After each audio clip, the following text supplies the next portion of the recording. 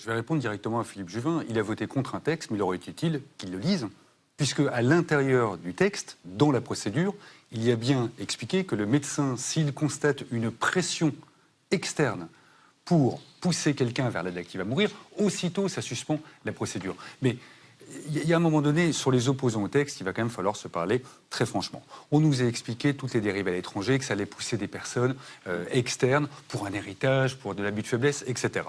On regarde ce qui se passe à l'étranger. Soit ces opposants n'ont absolument aucune connaissance de la législation étrangère et n'ont pas lu le texte, et à ce moment-là, on peut se reprendre du temps, même si elle a voté pour reparler de tout ça, soit on est dans un mensonge depuis le départ, parce que ce n'est pas ce qui se passe à l'étranger, ce n'est pas ce qui va se passer en France. C'est justement pour ça qu'il fallait un texte bordé. Vous aviez au début un délit d'incitation, un délit d'entrave.